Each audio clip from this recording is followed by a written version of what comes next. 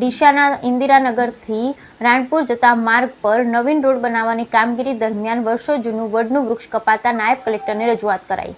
ડીસા ઇન્દિરાનગરથી રાણપુર જતા માર્ગ પર નવીન રોડ બનાવવાની કામગીરી દરમિયાન વર્ષો જૂનું વડનું ઝાડ કપાતા નાયબ કલેક્ટરને રજૂઆત કરાઈ। ડીસા નગરપાલિકા દ્વારા ઇન્દિરાથી રાણપુર જતા માર્ગ પર લોક ભાગીદારીથી નવીન રોડ બનાવવાની કામગીરી હાથ ધરવામાં આવી રહી છે, જેમાં પણ સોસાયટી બનાવતા બિલ્ડરને ફાયદો થાય તેવી વ્યવસ્થા પાલિકાના એન્જિનિયર સુરેશભાઈ જાદવ દ્વારા કરવામાં આવી તેવા આક્ષેપ સાથે અરજદાર દ્વારા નાયબ કલેક્ટરે લેખિતમાં રજૂઆત કરવામાં આવી। અત્યારે ચોમાસાની ઋતુ ચાલે છે અને વરસાદી માહોલ છે, ત્યારે પાલિકા દ્વારા ભર ચોમાસે નવીન રોડ બનાવવાની કામગીરી હાથ ધરવામાં આવી। જ્યારે નવીન રોડ બનાવવાની કામગીરીમાં અડચણરૂપ વડનું ઝાડ ન હોવા છતાં પાલિકાના એન્જિનિયર સુરેશભાઈ જાદવ દ્વારા મજૂરો બોલાવી પાલિકાના સ્ટ્રીટ લાઇટના ફેસ પરથી આંકડી નાખી વીજ ચોરી કરાવી મશીન મારફતે જૂનું ઝાડ કપાવીની કામગીરી હાથ ધરાવતા સ્થાનિક રહીશ એડવોકેટ કેડી પઢિયાર દ્વારા નાયબ કલેક્ટર ફોરેસ્ટ વિભાગની લેખિતમાં રજૂઆત કરી। અરજદાર એડવોકેટ કેડી પઢિયાર દ્વારા જણાવ્યું, પાલિકા દ્વારા જે વડનું ઝાડ કાપવામાં આવી રહ્યું છે તે વર્ષો જૂનું છે, કોઈ અડચણરૂપ પણ નથી, માત્ર બિલ્ડરને ખુશ કરવા માટે જૂનું વડનું ઝાડ કાપવામાં આવી રહ્યું। જ્યારે વર્ષો જૂનું વડના ઝાડમાં રોજબરોજ હજારો પક્ષીઓ વસવાટ કરે, ઉનાળાની કાળઝાળ ગરમીમાં પણ આ ઝાડ નીચે બેસી લોકો ગરમીમાંથી રાહત મેળવે, ત્યારે વર્ષો જૂનું ઝાડ પાલિકા દ્વારા ન કાપે તેવી વિનંતી કરવામાં આવી।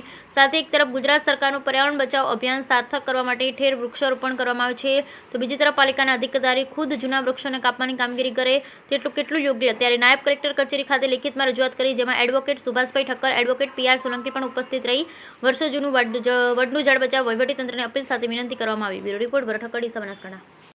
ઇન્દિરાનગરથી રાણપુર જવાના રસ્તા ઉપર વર્ષો જૂનો વિશાળકાય વડલો વેલો છે, જે વડલો નગરપાલિકા દ્વારા રોડ બનાવવાના બહાના તળે કાપી નાખવાનું 2 દિવસથી કામગીરી ચાલે છે। એના વિરોધમાં અમે 2 દિવસથી દોડીએ છીએ અને મામલતદારને અરજી આપેલી, નગરપાલિકાને અરજી આપેલી અને આજે એસડીએમઓ એ વડલો ના કપાય અને પશુ પક્ષીઓનો આશ્રય સ્થાન ના તૂટે એના માટે આજે અમે અહીંયા એસડીએમમાં અરજી આપવા આવ્યા છીએ અને એસડીએમ સાહેબે આ કામ કપાવવાનું કામ તાત્કાલિક ધોરણે બંધ કરાવવાનું જણાવતા હાલ અમે સ્થળ મુલાકાત ઉપર જઈએ।